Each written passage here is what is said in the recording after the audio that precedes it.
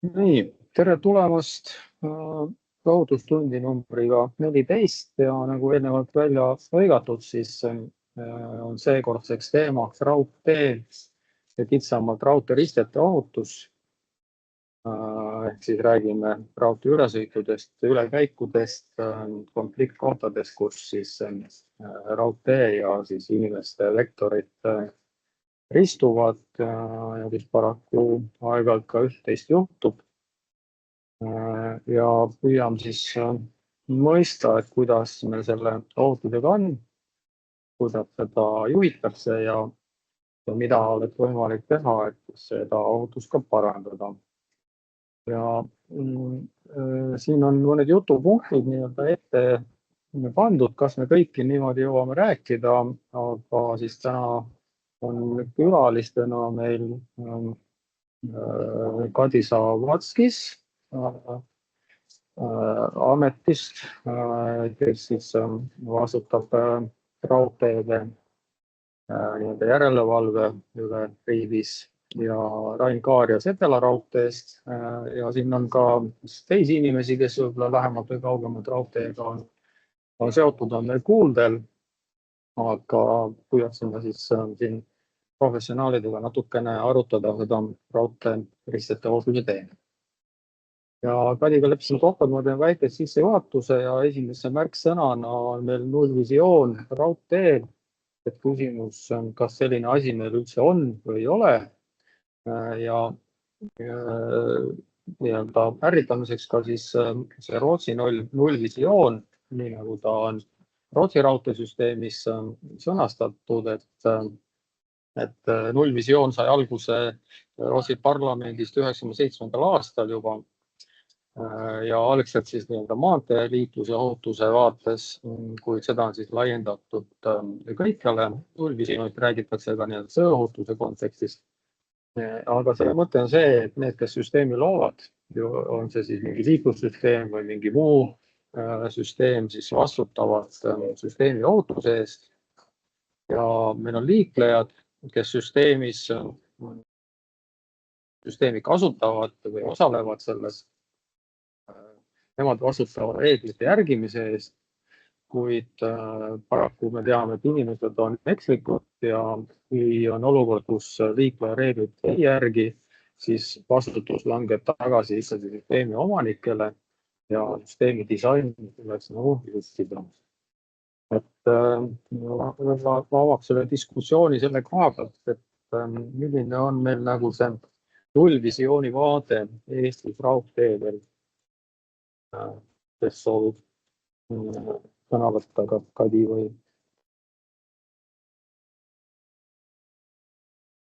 See on, ma arvan, eelkõige siis raudteeettevõtja nägemus.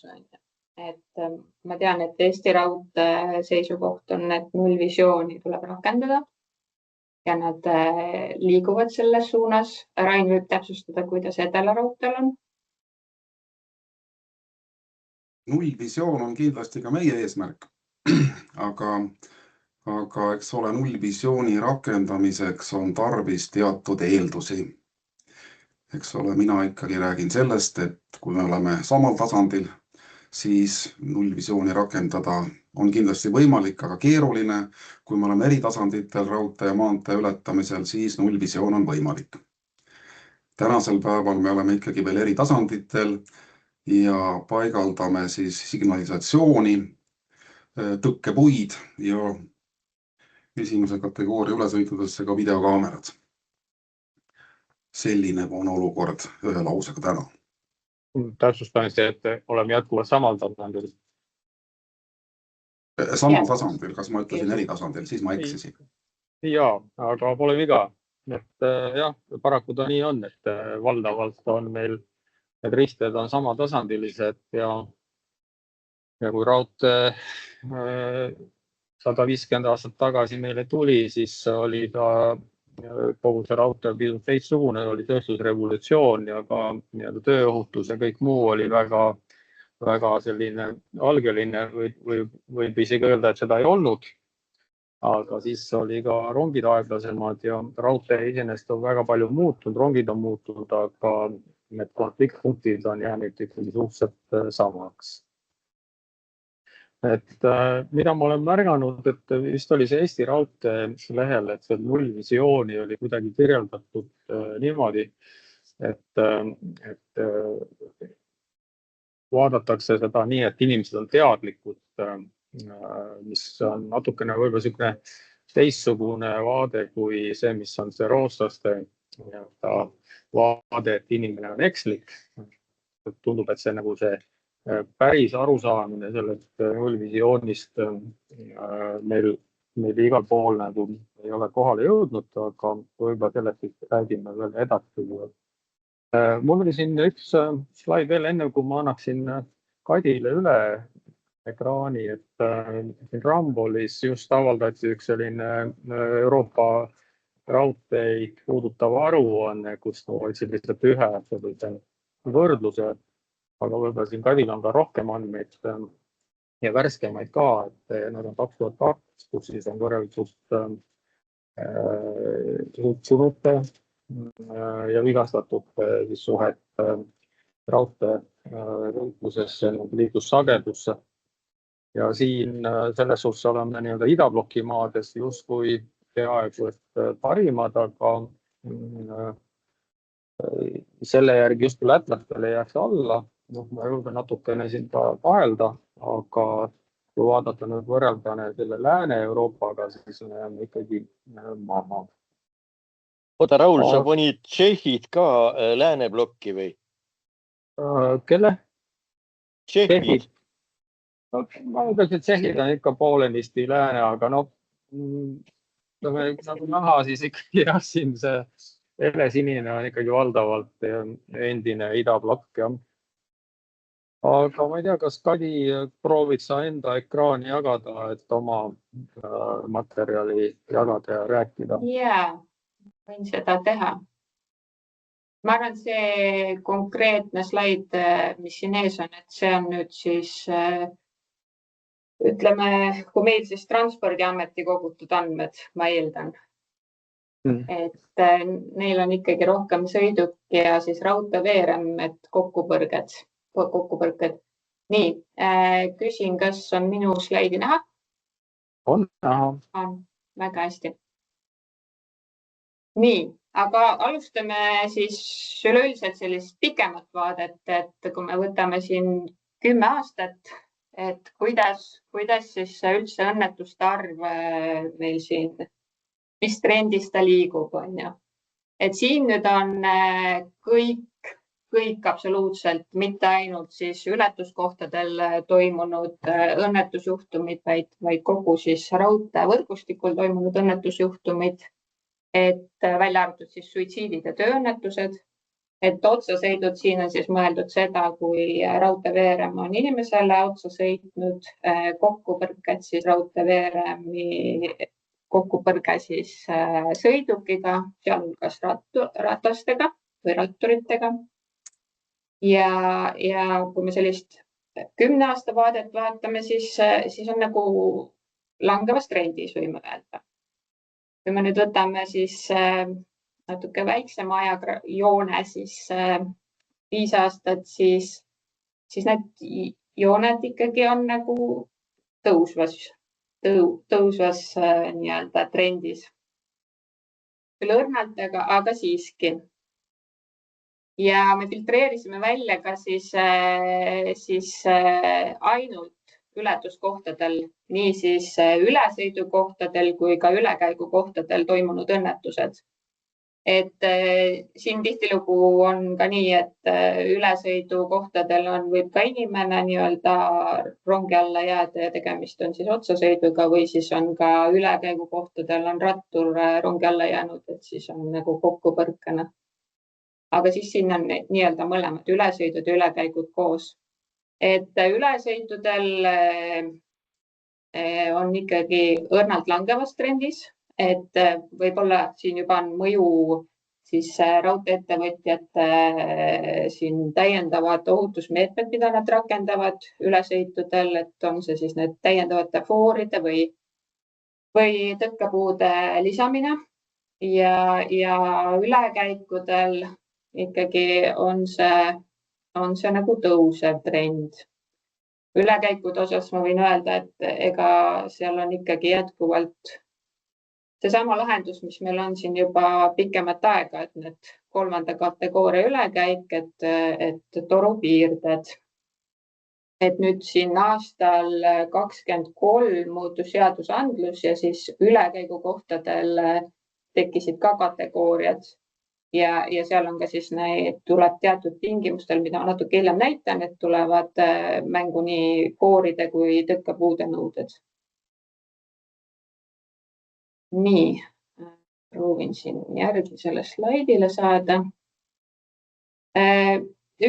Üks teema, mis meil veel siin mängu tuleb, on nii-öelda need peaaegu juhtunud õnnetusjuhtumid. Et me saame igakuiselt seda infot, eelkõige siis aktsiaselts Eesti Liinijookide käest, et nad seda infot koguvad, jagavad. Ja siin on siis nii-öelda tehtud see statistika, et need on siis need nii-öelda napikad, et peaaegu juhtunud õnnetused, mis oleksid halbadel asjaoludel võinud päädida siis reaalse õnnetusjuhtumina. Ja kui me vaatame, et mis see põhiprobleem on ikkagi see jalakäija teema, et sõiduk vähem, aga siiski ka tegelikult päris suur osa. Nii, nüüd siin on siis ülevaade riikide osas, et siin on sisuliselt siis kõik, mitte ainult siis ületuskohtadel toimunud õnnetusjuhtumid, vaid kogu raudteevõrgustikul toimunud õnnetusjuhtumid. Ja eraldi siis on numbriliselt võrdlus Eesti, Läti ja Leeduga, ja need on siis ületuskohtadel toimunud õnnetused, et Eesti ikkagi on väga tugevalt esil. Ja mida me veel nagu siin võime näha, et see ületuskohtade arv Eesti, Läti, Leedu, et ütleme, meil on ikka märgatavalt see protsent nii-öelda passiivsete ületuskohtade osas, see tähendab seda, et ainult siis märkidega varustatud ületuskohad, et see number on päris suur võrreldes Läti, Leeduga. Et see nüüd tegelikult peaks, ma arvan, 25-26 võiks nagu suureneda, sest ettevõtjad päris hoogsalt tegelikult paigaldavad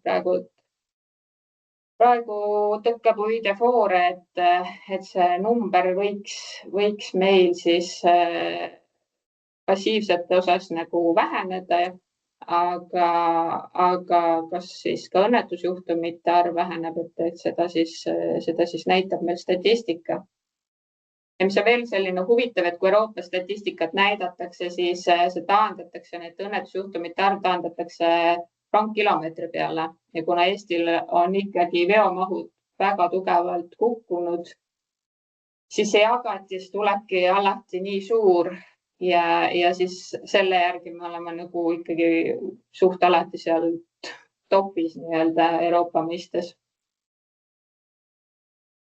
Nii, ja siia me tõime Soome ka juurde, et Soome on siis rohelisega märgitud ja ületuskohtade õnnetused siis ikkagi me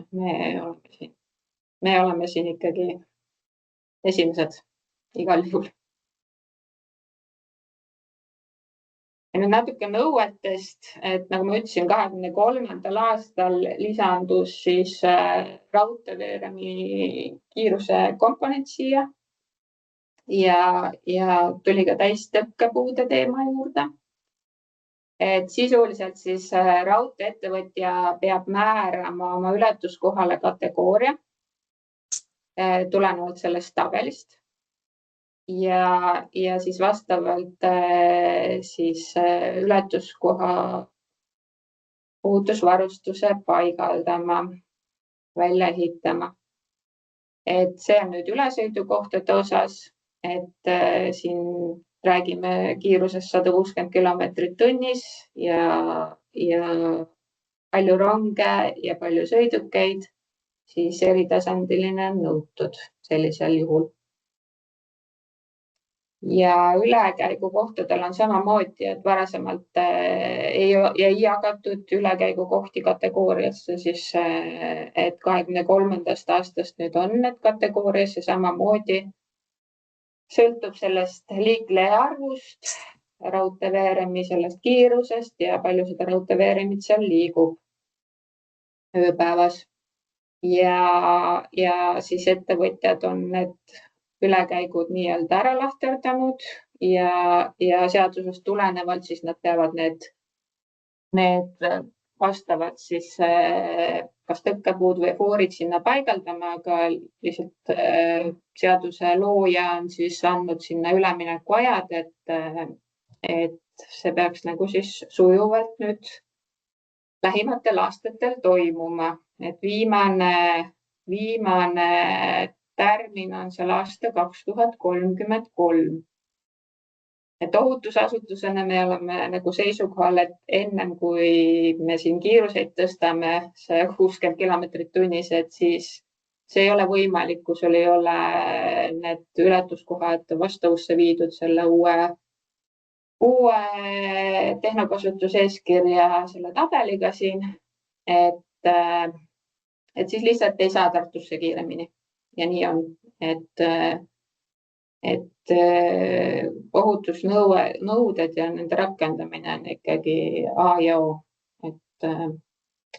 Rohkem ma teile ei räägi nõuetest, et võite küsida.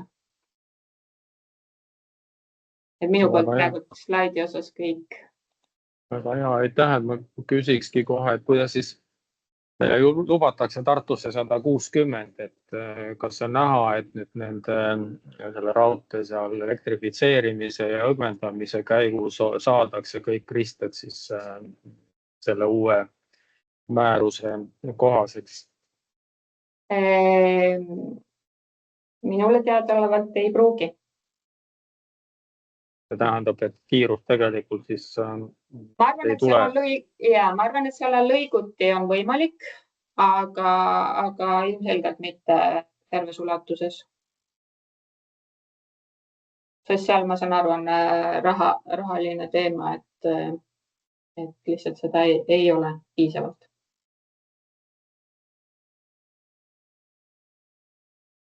Küsiksin võib-olla ja tegemist on ju määruses miinimumnõuetega, et kuidas raudteeettevõtjad näevad, et kas nad ise hindavad, teevad lisaks riski hindamist ja analüüsi, et kas minnakse miinimumnõuete peale või siis leitakse kohati ka, et on põhjendatud kõrgema kategooria lahendus või mingi täiendatud lahendus. Rein siin või Rain soovib kommenteerida. No meie nägemus on ikkagi selline, et ikkagi nõuded on ikkagi need, mis on ikkagi kõige tähtsamad. Et ikkagi, kui on kehtestatud nõuded, siis need tuleb täita. Et kui me nagu läheksime nagu selle peale, et ikkagi ettevõtte ise hakkab siin nüüd ülemäära palju otsustama, siis vaata ühes suunas küll, et kui me nüüd leiame, eks ole, et midagi tuleks nagu rohkem seadmestada, eks ole. Mõnes kohas me oleme ka seda teinud, eks ole. Kas tekib küsimus, et kas siis ettevõte võib ka otsustada nii-öelda allapoole minna oma otsusega, eks ole. Et see on nagu jah, sellist päris palju saanud sellist arutelu. Et ikka, kui midagi nagu juhtub, eks ole, siis alati on see küsimus, et aga kui seal nüüd oleks olnud signaal, kas siis oleks juhtunud, eks ole. Ei, meie seda enam teada ei saa, eks ole, et aga kui tõepoolest siin Looritsal üks noormees sõitis rongi alla, eks ole, ja kui lahti lõigati, siis tema käes oli mobiiltelefon, kus see tõde siis on, eks ole. Viimane Saku juhtum, ikka räägitakse, et libe oli olnud sellel päeval, tõepoolest hommikul oli seal tubli miinus, eks ole, ja olla libisenud. Kas see ka niimoodi oli? Ei tea. Kui see veoauto libises, eks ole, siis kas tõkkepuu foor oleks päästnud, noh, enam me ei saa seda kunagi teada, eks ole, et aga noh, sellised arutelud siin tekivad. Aga meie oleme ikkagi täna lähtunud sellest, et ikkagi on nõuded ja need nõuded tuleb nagu täita. Ja need nõuded siis meie eesmärk täna, eks ole, on, või noh, mitte meie eesmärk, vaid miinimumnõue on täna see, et kõikidel nendel raudteeületuskohtadel, kus on kiirus siis üle 90 kilomeetri tunnis, tuleb siis seadmestada vähemalt 3. kategooria nõuete tasemel ehk siis paigaldada signaalid. Ja selles suunas meie täna ka liigume. Meie eesmärk on paigaldada, või oli eesmärk paigaldada 2027. Noh, nüüd see õnnetu sõda jälle, mis kuskil nagu nüüd siis puhkes, eks ole, noh, tavaliselt kui sellised sõjad puhkevad, siis eks ole, kui me tahame jälle teleloendurid osta, siis jällegi mingisugused komponendid kuskilt ei jõua kohale, tähtajad pikenevad. Noh, see risk on täna olemas, aga noh, me tahaks 2027 parimal juhul selle asja ära lõpetada. No, eks ole, nüüd ülemineku aeg 2028, aga täna on põhjust uskuda sellesse, et 2027 me saame ikkagi oma asjad nagu tehtud. Ehk siis kõik need raudteeülesõidud, kus kiirus on üle 90, ehk siis kogu lõik Tallinnast kuni Viljandini välja. Peaks siis saama seadmestatud. Me räägime nüüd rongide kiirusest. Ja. Ain tahab küsida või? Jah, ma tahaks nagu sellise asja küsida, et kui meil on tehnokasutuseeskirjades kirjas vajalik nähtavus sõidutee poolelt vaadatuna ja rongijuhi poolelt vaadatuna, siis kelle asi on see nähtavus kolmnurk lahti hoida? Ja kuidas selle peale võimalik, kes seda järelevalvab, et see kolmnurk on puhas ja nähtav ja mis saab siis, kui seal kolmnurgas on näiteks mingi hoone? Jah, eks ole, raudteevaldaja vastutab selle eest. Üldjuhul nähtavuskolmnurgad jäävad ka meie kinnistu piiridesse ja meie vastutame. Meie inimesed käivad kontrollimas ja noh, tunnistame ausalt, ega see võsa on üks paras nuhtlus, eks ole. Esimesel aastal lõikame, teisel aastal on põlveni, 3. aastal on juba rinnuni, eks ole, aga ikkagi lõikame, eks ole. Nüüd, kas kuskil on hoone? Ütleme niimoodi, et minule teadaolevalt hoonet meil täna nähtavuskolmnurgas, seal kus signaale ei ole, mul ei tule praegu nagu ette. Hooneid on, aga need on mingisugused väikesed kas alajaamakesed või mingisugused ülesõidukorraldaja ajaloolised nii-öelda hoonekesed. Neid meil on, aga need on jällegi kohtades, kus on ikkagi olemas signaalid. Tõsi, Viljandi Jaska ülesõidus on meil üks küngas, mis küll varjab, aga ta ei varja täielikult. Nii et ikkagi minule teadaolevalt peaks see asi meie lõigul olema niimoodi. Kui kuskil on üks hoone, kus signaal ei ole, siis ma kohe tahaks selle kohta infot saada. Aga kokkuvõtvalt raudteevaldaja vastutab, üldjuhul raudtee nähtavuskolmnurk on meie kinnistu piires, on ka olukordi, kus ta ei ole meie kinnistu piires, aga seal on meil ka sellised volitused, et me saame siis nii-öelda koostada märgukirja omanikule ja kui omanik ei reageeri, siis meil on ka õigus need puud ise maha võtta ohutuskaalutlustel. Mõned üksikud korrad oleme me jõudu kasutanud, aga üldjuhul nagu asi töötab. Mul olekski olnudki nagu konkreetne küsimus, et milles praktiliselt see vastutus seisneb. Kas keegi läheb kohtu alla, võetakse postit maha või jääb preemiast ilma? No ütleme niimoodi, et kui me nüüd õigusruumis niimoodi tahame kedagi süüdlast ikkagi leida, siis õigusruum täna ikkagi on üles ehitatud niimoodi, eks ole, et liiklusseadus, paragrahvi ma ei suuda siin praegu mõelda, ikkagi on niimoodi, et ikkagi maanteeliikleja peab olema veendunud, sellepärast, et ega rong ju pidama ei saa, eks ole, et võib ju juhtuda ka see, et signalisatsiooni võib tekkida ootamatult mingisugune rike. On olnud juhtumeid, eks ole, kus poisikesed tegid nalja kiisal, eks ole, panid juhtme otsad kokku, signaalid hakkasid põlema, eks ole. saime jälile, rääkisime vanematega ja politsei koputas ka ukse peale, mitmel korral, aga saime lahti, eks ole, et aga üldine loogika on see, et ikkagi nii-öelda süülisuse mõistes on ikkagi maanteeliikleja kipub nagu süüdi jääma igas olukorras. Aga see on muidugi raudteevaldaja koha pealt on ikkagi niimoodi, et meie kohustus on hoida süsteemid töös, hoida nähtavuskolmnurgad vabad ja jutumärkides Tehnilise Järelevalve Amet ju kiusab meid ka, eks ole. Ta teostab paikvaatlusi ja iga aasta me saame ikka mõned märgukirjad. Mõned märgukirjad juhivad tähelepanu puudustele. On ka sellised märgukirju, kus tuvastatakse, et asjad on korras, eks ole.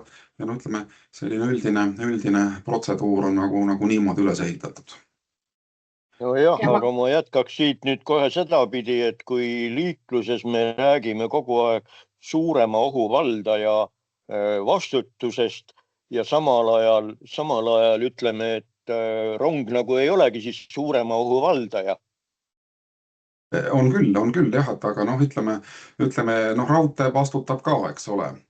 Raudtee vastutab ka kindlasti, eks ole, et ega kui ikkagi tuvastatakse raudtee poole pealt tahtlik hooletus või siis tõesti mingisuguste nõuete eiramine, jah, tehakse trahvi meile ka, eks ole. Seda vist ei ole ülemäära palju juhtunud, aga on küll, et selles mõttes ikkagi ettekirjutusi, sunniraha ähvardusi on ikkagi ajaloos küll harva, aga siiski on ette tulnud, nii et nii ta on, jah. Kui me piirduksime liikluses ka ettekirjutuse ja sunniraha ähvardusega autojuhi suunal, siis me ei räägiks nullvisioonist. Jah, see on pikk teema, et see asi lõpuni lahti rääkida, eks ole, kes vastutab, missuguses määras vastutab, eks ole, ilmselt jääb sellest sahtajast meid puudu, aga eks Kadi võib ju siin kommenteerida nii-öelda sõltumatu järelevalvaja pilguga, et kuidas need asjad siis nagu on, eks ole, me ise usume, et me oleme hoolsad, aga juhtub paremateski peredes. No just, et Tarbijakaitse Tehnilise Järelevalve Ameti poolt me tegelikult vaatame seda raudteeohutuse poolt eelkõige on ja.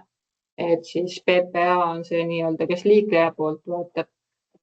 Et ja tihtilugu me ei saa seda infot, et kui me peame tegelikult hindama tihtilugu neid juurpõhjuseid, miks mõni õnnetusjuhtum juhtub, siis tegelikult on probleemkoht, sest me ei saa infot, nii-öelda adekvaatset infot on ju selle liikleja osas näiteks.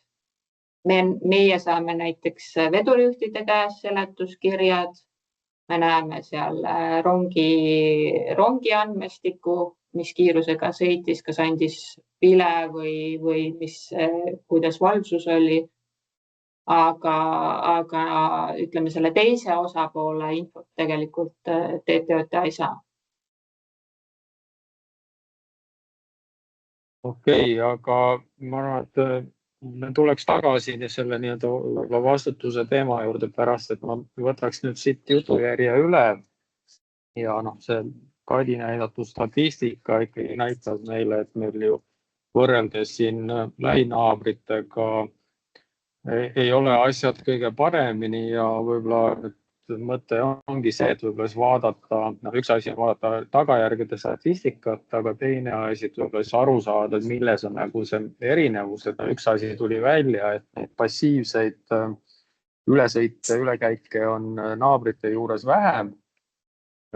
Kui me Soomet vaatame, siis on ju teada, et soomlastel on põhiraudteesuunad on viidud kõik eritasandisse, Helsingist Oulusse pole enam mitte ühtegi samatasandilist välja arvatud nii-öelda siis sellised tehnilised raudteelaste enda mingid ülesõidud, ülekäigud kuskil jaamaaladel, aga nii-öelda avalikkus põhimõtteliselt raudteele ei satu. Aga et siin tooks vahepeal natukene sellist arutelu filosoofiliselt, et kui vaadata raudteeseaduses seda, et millised on nõuded näiteks raudteetöötajale ja siin on näha, et selgelt on aru saada, et raudteekeskkond, raudteel töötamine on ohtlik ja igaüks sinna tööle ei saa. Inimeste tervislikku seisundit on vaja kontrollida selleks, et üldse raudteel töötada, aga siis vedurijuhina või klienditeenindajana või rongikoostajana ja nii edasi. Mõtleme seda, et sama ohtlik keskkond on meil selles mõttes nagu avatud, meil on ülesõidud, ülekäigud ja siis kui ülesõitudel me püüame nagu panna signalisatsiooni ja tõkkeid, siis enamus nagu ülekäike on meil täiesti passiivsed ja püüame siis võib-olla seal torulaburindiga kuidagi seda inimest mõjutada. Aga me ei tee inimestele tervisekontrolli, me ei küsi nende käest mingit luba, me lihtsalt laseme neil seda raudteed siis ületada, et kas see ei ole nagu natukene vastuolu. Ja teine asi, et raudtee on iseenesest ju väga positiivne asi, rong on kiire, keskkonnasõbralik ja kellele ei meeldiks siis rongiga sõita. Aga samal ajal on rong ja raudtee tõsine selline takistus, terasjõgi võiks öelda, millest ei saa üle ja nüüd Eesti Raudtee on siin üks näide Järve keskuse juures proovis siis tarastada raudteed, et inimesed ei satuks raudteele, kuid inimesed, kellel on vajadus, võtsid tangid kaasa ja tegid oma tee ikka ja tänaseks me teame, et ikkagi Eesti Raudtee andis alla ja meil on siin samatasandiline ülekäik Järve keskuse juures. Aga neid kohti, kus inimestel on soovijooned või kus neil on vajadus liikuda, neid on linnas hästi palju, eriti linnas, aga väiksemates kohtades ja siin näide ka Tartust, Soo Meedikumi juures, kus alles siin aasta-paar tagasi üks noormees sai hukka ja on selline olukord, kus on ühel pool raudteed on töökohad ja teisel pool raudteed on bussi lõpppeatus ja inimene lihtsalt pärast tööd liikus bussipeatuse suunas, aga teekond lõppes siis rööbastel. Ja ilmselt selliseid näiteid leiab päris palju, et siin me ei saa rääkida ametlikult ülekäigu ohtlikkusest, sellepärast et tegemist ei ole statistiliselt üldse ülekäiguga, vaid nagu ka tänavaliikluses räägitakse selleks mitte ette nähtud kohas tee ületamisest, aga ei saa ju seda inimest kuidagi süüdistada, et ta siit otse liikus, sest see ringi käimine oleks üle 2 kilomeetri, siis võiks juba jala koju minna. Et tegemist on nagu sellise tõsise dilemmaga. Aga siin nõuetest juba räägiti, et võib-olla ma hüppan üle, et võib-olla kui rääkida natukene nende nõuete erinevusest, siis kas nähtavusest oli juttu, siis meil on need nähtavusnõuded täna üldsegi mitte vist ei raudteeseaduses tehnokasutuse eeskirjas ega selles lisa 4, vaid hoopis viide on siis tee projekteerimise normidele, mis on siis Transpordiameti ja Klimmi määrus. Ja need nähtavusnõuded on seal antud meetrites. Samas kui Rootsis on antud need sekundites, ehk siis arvestades ka rongi kiirust ja sõiduki kiirust, et sellest lähtuvalt, et kui sõidukil kulub raudtee ületamiseks mingisugune aeg, arvestades seda, et mis hetk, kui ta teeb otsuse juht, et üldse ületama hakata, et kaua võtab aega, et siis ülesõit ületada ja siis kui kaugel peaks olema rong, et konflikti või otsesõitu avariid välistada. Siin on päris olulisi erinevusi nagu nendes nõuetes. Ja kui vaadata neid meie nõudeid ülesõitudele, ülekäikudele ja vaadata seda, mis näiteks Rootsis on või ka Kesk-Euroopas, siis nad on jätkuvalt ikkagi oluliselt erinevad. ka selles osas, kuidas käsitletakse erinevaid liiklejatruppe. Siin on üks juhuslik näide Uppsala linnast, see on linna keskkonnas. See ei ole pearaudtee nii-öelda põhja-lõuna suunaline, vaid üks haru, mis keerab, et Uppsalas on hiljuti mitu ülesõitu ka eritasandiseks tehtud kesklinnas, aga see veel on üks, mis on samas tasapinnas ja siin on näha, et suletakse siis tõkkepuuga kogu tee ristlõige ja sealhulgas ka siis rattatee, mis on kõrval, ka kõnnitee ja mis on Rootsi puhul teada on see, et kasutad kollast värvi. See ei tulene mitte lipuvärvist, vaid sellest, et Rootsis on talv ja siis paljudes riikides on ka liiklusmärkide puhul kasutatud valge asemel kollast tausta, et just selles talvises keskkonnas siis need märgid, tähised, tõkkepuud eristuks ehk arvestatakse nii siis suviseid kui talviseid kui muid nii-öelda aastaaegadest tulenevaid erinevaid tingimusi. Et muidugi võib öelda, et me võime ju selliseid asju teha, aga kui inimene ikkagi tahab, eks ole, siis tema ikkagi nagu saab ju ronida ülevalt ja alt läbi ja nii edasi. Küsimus on, et kas raudtee süsteem on teinud enda poolt kõik selleks, et tegelikult välistada avariisid.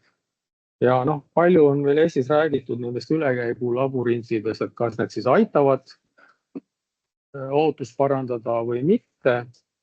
Ja on erinevaid arvamusi ja mina ka olen jäänud oma jalgrattaga nendesse labürintidesse kinni, olnud hädas, kuna nad on väga kitsad. Ja kui vaadata, et meil on siin miinimumnõudena ülekäigul 1,6 meetrit on siis selle laius, aga samas torude vahekaugus võib ka olla kõigest 1,5 meetrit. Ja arvestades seda, et meil võib olla ratastooliga inimesi, on kolmerattalisi rattaid, on kärusid, erinevaid vajadusi ja ka seda, et inimesi võib olla siin ülekäigu korraga rohkem kui üks, siis küsimus on, kuidas nad siin nagu ära mahuvad ja et ei teki sellist olukorda, et nad jäävad siis raudtee peale nii-öelda lõksu.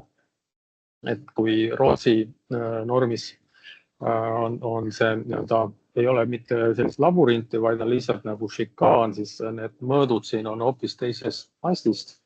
Ja siin ei teki sellist olukorda, et kui üks inimene liigub ühes suunas ja teine teises suunas, et siis nad jääksid nagu lõksu ja raudtee peale nii-öelda ohusituatsioon. Plus muidugi see, et meil on täiesti võimalik teha ka, nagu siin pildil näha, siis ka üle 3 rööpapaari ülekäiku, mis on nagu äärmiselt ohtlik, et jällegi siis teistes riikides pigem sellised ülekäigud samas radalinnas lubatakse üheteelisel väikese kasutusega madala kiirusega raudteel. Et kui on kiirused suuremad ja teesid rohkem, siis paratamatult on selline samatasandiline ülekäik ohtlik. Ja mida sellest Rootsi Uppsala näitest oli näha, et kuidas suhtutakse jalgratturisse. Et meil on täiesti normaalne see, et jalgrattatee katkestatakse raudtee ületamisel. Siis tekib küsimus, et miks me seda sama ei tee sõiduteega, et paned sõidukid ka kuidagi autojuhid autost välja tulema ja vaatama hoolega vasakule paremale, et kas rongi tuleb. Ja tõepoolest liiklusseaduses on öeldud, et juhi kohustus on rongile teed anda siis, kui ta näeb ja kuuleb. Aga mis siis, kui ta ei näe ega kuule, kui ta nähtavust ei ole või on, ja eriti linnades on see probleem, siin on ka näha, et on aiad nii edasi, et kuidas saab see sõidukijuht või siis ka jalakäija või rattur nagu vastutada, kui tegelikult neid nähtavusi ei ole. Aga jah, et see, et paneme jalgratturile torulabürindi ja arvame, et see nagu lahendab, siis statistiliselt me näeme, et tegelikult meil ei ole asjad paremaks läinud, nii et jah, küsimus on, mida me valesti teeme. Et ja teine, ma küsiks nagu vahele, Raul. Ja. Ma küsiks vahele nagu seda, et kui Rootsi mõõdud on nii-öelda laiemad, kas siis rootslased on paremas toitumuses, et nad selle tõttu vajavad laiemat ja teisest küljest, et kui meil on planeeringutes fikseeritud kergliiklusteede magistraal, kergliiklustee, siis ei ole loogiline, et see magistraal katkeb raudtee ülesõidul. Miks pärast me keelame raudtee ülesõidul, ülekäigul, kui see käik on kergliiklusmagistraali peal, ehk et magistraal läheb nii ühele poole kui teisele poole raudteed. Miks pärast ma pean rattat maha tulema sellises kohas?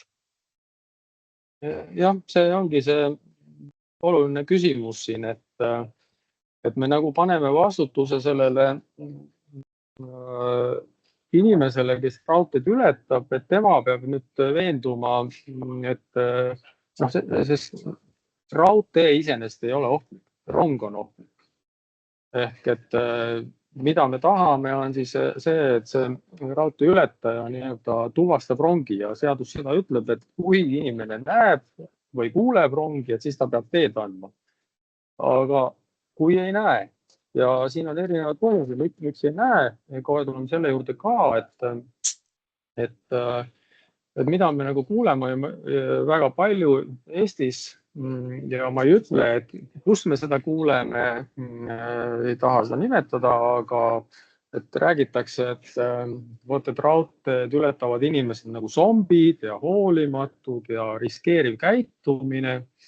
Et aga kas me tegelikult nagu mõistame seda, et tegemist on inimestega ja inimene on selles mõttes puudulik nähtus, et meil on puudulik sensorid, et meie silmanägemine on selline, mis võimaldab kinematograafiat ehk et meid silma saab ära petta ja meil on erinevaid füüsilisi puudeid ja ka need sensorid, mis meil on, et need võivad olla väga erineva kvaliteediga iga inimese puhul. Meil võib olla piiratud liikumisvõimekus ja edasi. Aga mis on väga oluline on see, et me oleme ka nii-öelda mitte ainult füüsilist, vaid keemiline nii-öelda objekt või subjekt, et väga suurt rolli meie käitumises mängib ajukeemia ja kõik see keskkond ja teised inimesed ja kõik, mis toimub, see mõjutab meid ja sellest tekivad erinevad siis käitumisviisid või harjumused. Ja üks asi on ka see, et võib-olla see sama raudteekeskkond, kas või see torulabürint või see tekitab meil mingisuguse harjumuse, et sa võid nagu 100 korda raudteed ületada ja rongi pole tulnud. Aga siis ühel hetkel ta tuleb ja sa isegi võib-olla näed, aga tegelikult su nii-öelda aju ei registreeri seda.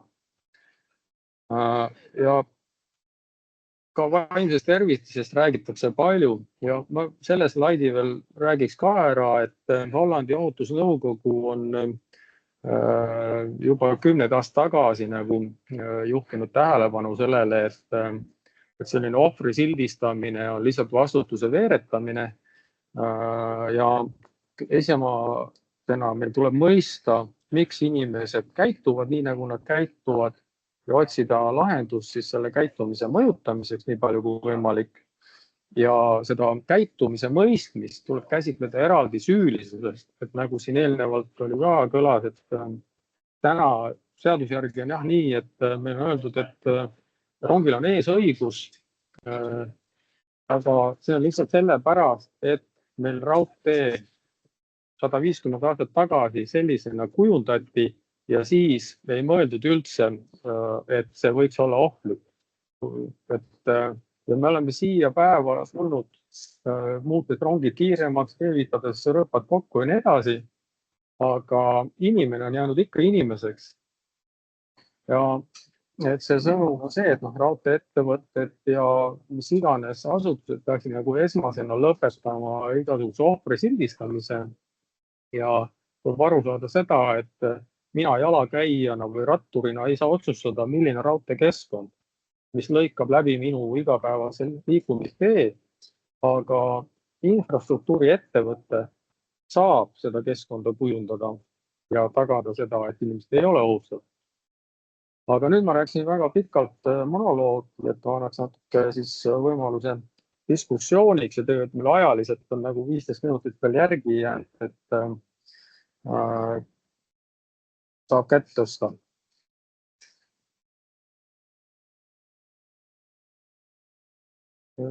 Rain, jah? Ja, et siin oli jah pikk monoloog, et oli juttu nagu tervisest, eks ole, töötajate tervisest, eks ole. Et meie inimesed käivad ikkagi tervislikus kontrollis ja neid eksamineeritakse ja nende teadmisi kontrollitakse ja teeme ikka aeg-ajalt ka õppuseid, eks ole. Ja isegi on olnud juhtumeid, kus üks inimene, ma mäletan praegu, ei läbinud tervisekontrolli ja me kõrvaldasime tema tööst. Midagi ei ole teha. Nõuded poolt täidetud. Siis oli siin, eks ole, Rootsi näide, kilomeeter versus aeg. Et TKE-s on ka tegelikult arvutusvalem. See töötab küll kaubarongi põhiselt, aga seda võite uurida, aga ikkagi seal räägitakse ka ikkagi sekunditest. Eks ole, see arvutab nii-öelda pidurdusmaad maksimaalselt, see arvutab reageerimisaega ja lõppkokkuvõttes seal on mõlemad mängus, nii pikkus kui sekundid, et seda võiks nagu uurida. Et missugune tehniline lahendus siis on, eks ole, muidugi neid võiks olla nagu mitmesuguseid, eks ole, et täna oleme meie kehtivate nõuete alusel joonistanud enda jaoks nagu tükid välja. Me tahame, et need oleks võimalikult nii-öelda ühesugused, võimalikult tüüplahendused, et oleks lihtsam hallata ja hooldada. Et käesoleva aasta lõpuks peaks siis meie raudtee ülekäigukohad olema siis nii-öelda paigalt remonditud või ümber tehtud selliselt, et ta vastaks siis kehtivatele nõuetele ja praegu me neid tükke kokku laome, et tahame ka suve jooksul siis kõik need 19 raudtee ülekäigu kohta üle käia. Plaan selline on.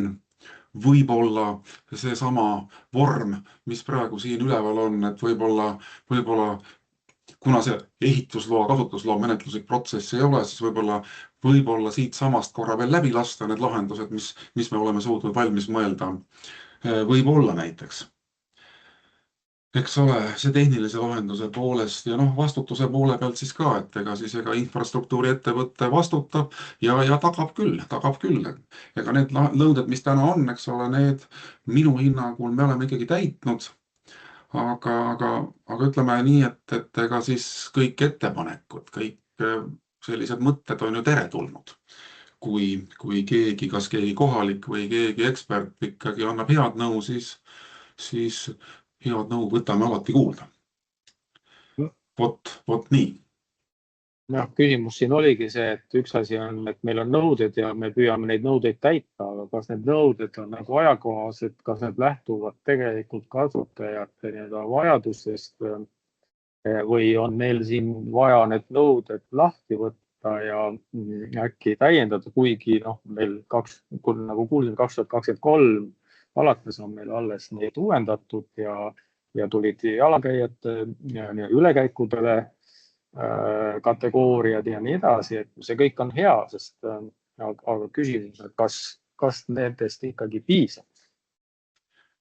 Ütleme nii, et ei tea, kas piisab, eks ole, aga ega kuidas me selle teada saame, eks ole, et meie vaade võib-olla jääb kitsaks, eks ole, meie vaatame nõuded täidetud, väga hea, eks ole, ja ütleme praegu ma olen küll esimest korda sellises vormis kaasatud, eks ole, aga võib-olla ma näen, et siin on 8 inimest, eks ole, et kui need 8 inimest veel erinevate vaatenurkade alt lahendusele peale vaataksid, mis meil selle vastu olla saaks. teeme näiteks oma tarkusest need asjad valmis, vaatame üle, nüüd eks ole, korra siit läbi käis meie nii-öelda Viljandi maantee raudtee ülesõidukoht, eks ole, noh, seda teeme ka paremaks, sinna paneme ka nii-öelda pimeda jaoks mummukivi, kollased jooned, tõmbame veel tõkistele, tõmbame täiendavad nii-öelda pulgad sisse, eks ole, et vahed olevad väiksemad. Noh, ennem sai siin mainitud küll, et kes läks jalgrattaga ja kes kiirus kinni, eks ole. No meil oli ka juhtum, kus täitsime kenasti nõuded ära ja siis tuli kaksikute lapsevankriga üks noor ema, kes helistas meile, ütles, et näe, mina ka ei mahu läbi, eks ole. No, siis jälle nõudeid natuke leevendati. Noh, näiteks toon veel sellise elulise näite. Kitseküla raudtee ülekäigu koht. See on selline huvitav raudtee ülekäik, seal on 3 raudteed, millest 2 tükki kuuluvad Eesti raudteele, 1 kuulub Edela raudteele. Ja ma mäletan seda, eks ole, kui siis oli remont, Balti jaam oli vist 2-3 nädalat oli kinni ja siis ehitati ka siis neid teid seal natuke ümber, eks ole, ja siis oli siis võimalus näiteks see raudteeületus ehitada eritasanditele. Küsiti ka meie käest nõudeid ja arvamust, eks ole.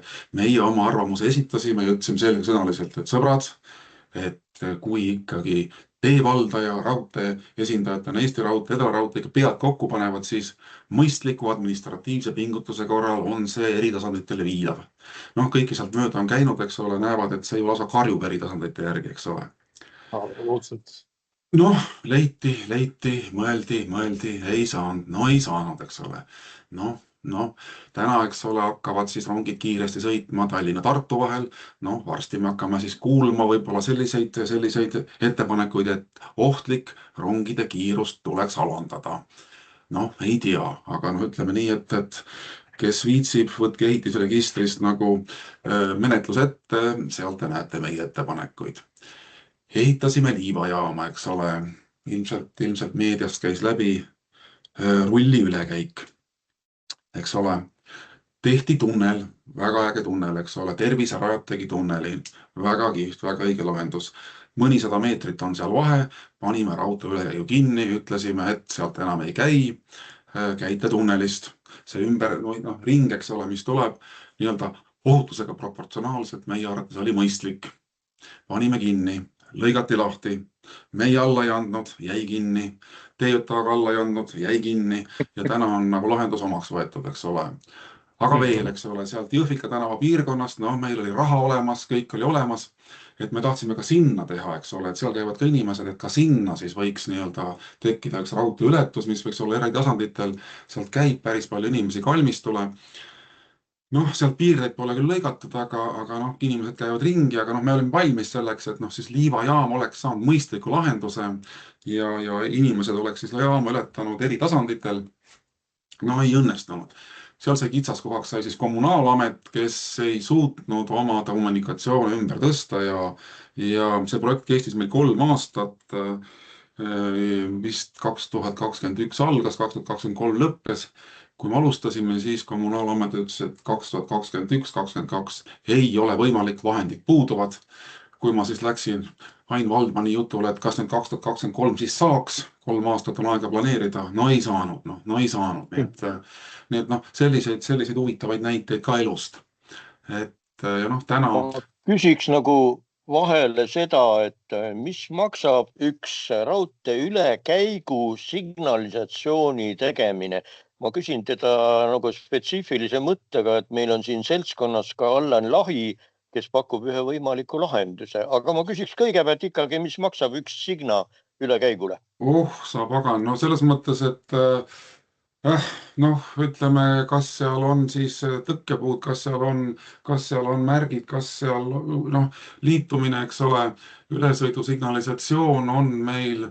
kui me räägime ülekäigust, ainult ülekäigust. Okei, aga kui me paneme sinna signalisatsiooni, eks ole, siis meil on ju nii-öelda lähenemispiirkond vaja ikkagi seadmestada. Me peame sinna rööbasahelad, me peame sinna panema teele loendurid, me peame sinna panema signaalid, helisignaalid.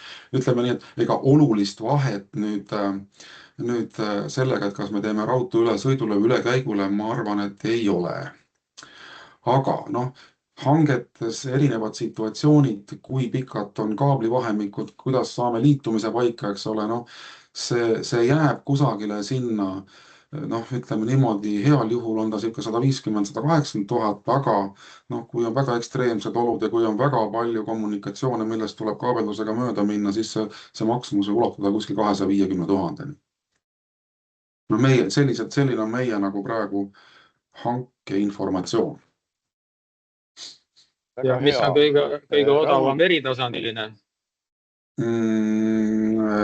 No ütleme nii, et kui me näiteks Liiva jaamast nüüd räägime, eks ole, see Jõhvika tänava pikendus, seal oli meie vaade see, et meil oli ka pakkumine selle kohta, oli siis nii-öelda raudteevaade 2 tee alt läbi minek, noh, tollele pakkumine oli suurusjärk 300 000, aga see ei sisalda nüüd, eks ole, siis nii-öelda teevaldaja kommunikatsioonide ümbertõstmist, ehk siis noh, see kommunaalameti võimalik kommunikatsioonide ümbertõstmine ja tee ümberehitus, noh, tuleks sinna nagu juurde liita. Et selleni me kahjuks ei jõudnud. Aga kui suurusjärk 300 000 oli siis nii-öelda, kui me oleksime pannud sinna sisse, siis kas nüüd kohvreeritud metalltoru, vot metalltoru vist oli see lahendus tollel hetkel meil, jah. Et sellised tähelepanekud. Aitäh, see on väga hea võrdus. Noh, siit on näha, et ega see eritasandiline ei ole väga palju kallim, kui on selline korralik signalisatsiooni süsteem, kui me räägime jalakäijatest, et sõiduteel muidugi on rahke, aga alla on ole hea, käsi püsti. Kommenteeriks seda, ma tegin tänaseks esitluse, aga on ettepanek, et äkki tuleb mingi muu aeg kokku või ma kutsuksin kas või järgmiseks neljapäevaks samal ajal ja kõik huvilised. E-Pavement on praegu installeerimas prototüüpi Sauele ülekäigule, kus meil on siis raudtee ülekäigul kokku 4 erinevat tüüpi sensorid, põhimõtteliselt millimeeter radarite, lidarite baasil ja on kummalgi pool raudteed helendavad paneelid, mis suudavad eri värvuse, eri sagedusega anda valgussignaale lähenevast rongist. Suudavad kalkuleerida veeremi tüüpi, tema liikumiskiirust, prognoosida kohale jõudmise aega ja selle kogu maksumus, väljamüügi hind on suurusjärgus 30 000. No vaat, aga kas tema on siis, ütleme jah, raudteenõuetel on selline asi nagu ohutusfunktsioon ja seal on siis nõnda nimetatud ohutuse terviklikkuse taseme nii-öelda nõuded. Ta saab kogu informatsiooni autonoomselt raudteest, sest Eesti raudtee ei olnud nõus, et me saaksime mis tahes signaali nende infosüsteemidest või paigaldaksime mingeidki andureid rööbaste külge ja nii need helendavad paneelid kui ka lidari-radari postid lähevad väljapoole otsest raudteetsooni. Ei, noh, kõik on huvitav ja kõik on äge, mis on uus tehnoloogia, eks ole, aga lihtsalt tänane olukord on selline, et raudtee ülesõit allub ikkagi nii-öelda standardile 61508 ja selle alamaktile 50126, mis on siis raudtee ohutusfunktsiooni kirjeldav standard, eks ole. Sellega võiks nagu tutvuda ja raudtee nii-öelda mis tahes ohutusfunktsioon peab siis olema tõendatud, et ta ohutuslikud tervikluse tase on minimaalselt siis SIL 3. Noh, kiirematel lõikudel SIL 4, et see peab olema nagu tõendatud. Kui see on tõendatud, siis on kõik hästi. Kui see ei ole tõendatud, siis tehnilise järelevalve amet ei luba seda kasutusele võtta. Kas see kehtib aga praegu me räägime ainult olemasoleva ülekäigu varustamisest signalisatsiooniga. Ei räägi ülesõidust, ei räägi tõkkepuudest. Ega vahet ei ole selles mõttes, et ohutusfunktsioon peab olema tagatud ikka, aga ega see on see küsimus, et ega kui me esitame sellisele tehnilisele lahendusele ehitusloa taotluse tehnilisele ametisse, siis tehnilisele amet nagu menetleb seda, eks ole. Ja siis tehnilise amet kontrollib bürokraatiat, esitab ebamugavaid küsimusi, eks ole, ja kui kõik küsimused saavad vastused ja kui kõik see asi vastab meie kehtivale õigusele ja bürokraatiale, siis antakse sellele ka kasutusluba välja, eks ole. Aga mina kuulen sellest esimest korda, et kui teil Eesti Raudteega on, võib-olla et ei ole kaubale saanud, siis võib-olla paneme kuskile natuke tagasihoidlikumasse kohta selle kuskile sinna Rapla Türi kanti näiteks ja proovime ära. Võiksime panna Raplale Türile teise ja kui vaja, siis ka Viljandi maanteele. Me oleme Eesti Raudteega saanud kokkuleppele just see, et me oleme väljapool nende tsoone ja on ka käinud Tehnilise Järelevalve Ametist läbi. okei, Ei ole neil ka vastuväiteid. See ei ole liikluskorraldusvahend, aga see on täiendav inimesi informeeriv vahend. Väga hea. okei, aga see Sisuliselt ohutusfunktsioon tähendab seda, eks ole, et ta peab töötama, eks ole, ta peab töötama kogu aeg, eks ole, ta peab töötama siis, kui päike paistab, ta peab töötama siis, kui vihma sajab, ta peab töötama siis, kui väljas on -20, kui väljas on -30 ja kui väljas on +30, ta peab töötama, eks ole, et ohutusfunktsioon tähendab nagu seda, et. No selles suhtes need torulabürindid vist täna töötavad iga ilmaga, jah. Kuigi me reaalsus näeme, et ega nad vist ei tööta, et ei ole nad ühtegi otsasõitu ära hoidnud päriselt ja ka neid neermisse on meil ju palju, nagu me statistikas nägime, aga Allaril oli ka käsi püsti. Jaa, ma tahtsin selle hinna osas öelda, et 300 000 euro eest täna enam ei saa ühtegi toru kuskile tee alla, et näide Padula jaama alla plaanime midagi ja arvutame, siis alla 900 000 ei tule seal nagu midagi välja. Suhteliselt lihtne ka torutunnel 2 tee alt läbi ja seda täna alla 900 000 koos bürokraatia ja paberimajanduse ja projektiga ei saa. Meie pakkumine oli aastal 2021, eks ole, et. Ja see 300 ongi selle metalltoru hind, aga kõik see kaasnev sinna juurde panna, siis ta kokku nii tuleb. Okei, no võib-olla, no meie ei ole viimastel aastatel sellist lahendust nagu hankinud, aga 2021 Liiva jaamas ta oli meil hankes sees ja siis selline number meile välja käidi.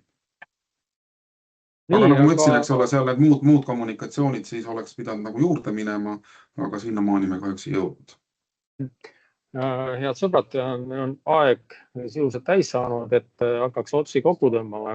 Siin sai päris head infot jagatud ja oleks väga tore, kui leiame uusi lahendusi, mis võib-olla on ka soodsamad ja tõepoolest, miks mitte proovida, sest see kõik on ju seda väärt, et küsimus on inimeste eludest. Mul oli lõppu veel nagu see üks märksõna kasutajast lähtuv disain ja siin nägime siin Uppsala pilti ja nii edasi, et me kõik teame, et eritasandi lahendused on kallid, need võtavad aega, kuid see ei tähenda, et me nende peale ei peaks mõtlema ja kui meil täna nüüd see määrus ja selle lisa räägib ehitamisest ja kasutamisest ja korrashoiust, siis ta ei räägi üldse planeerimisest ja projekteerimisest, aga see on just asi, mida tegelikult oleks vaja ja täna tehakse ka üleriigilist planeeringut. See on just jõudnud avalikustamise vooru.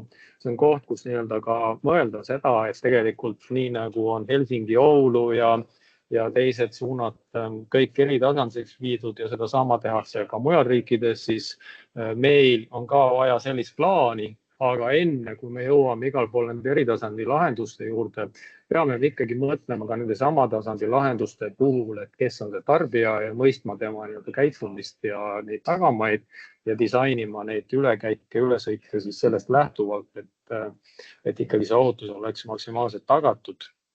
Aga kuna aeg on otsas, siis ongi siin küsimus, et alati me kõik taanduks justkui nagu rahale, kui mõtleme seda, et meil on raha rõõbaste ja liibrite jaoks ja rongide jaoks ja täna ka elektrifitseerime ja paraku siis, kui rongid on ära lõhutud avariis, siis me peame nad remontima, peame selleks ka ikkagi raha leidma ja me ikkagi leiame. Aga mida meil ei kipu olema eritasandiste lahenduste jaoks ja ka signalisatsioonid ja tõkkepuud ikkagi, et ka see tänane määrus ikkagi, kus on need kategooriad nii edasi, et võib-olla vajaks selles mõttes ülevaatamist, et me nagu lati alt läbi ei jookseks. Et jah, tegelikult see ristete ohtlik, väga kulukas, aga me kuidagi, ma ei tea, kas me hindame asju valesti või et et või kuidagi nii-öelda vales perspektiivis, et tegeleme asjadega siis, kui nad juhtuvad, aga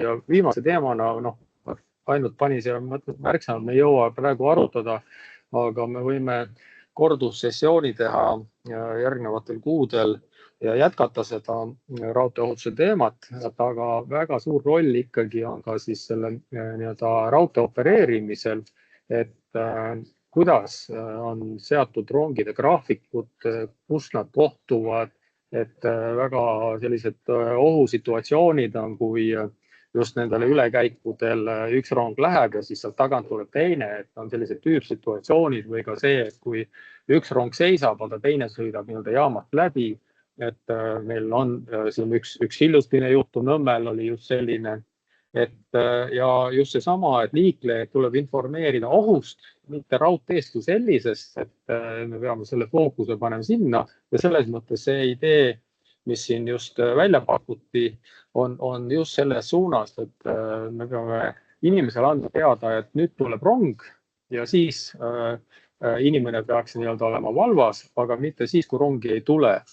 Et ma arvan, et see oli päris hea nii-öelda leid, et aga kas tahab keegi veel nii-öelda lõpuks mõne lühikese kommentaari kokkuvõtteks öelda ja kas võiksime tulla selle nii-öelda jätkuteemana, võtaks kas või selle sama idee, mis siin nüüd välja käib ja arutab seda, et kas oleks sellel pointi.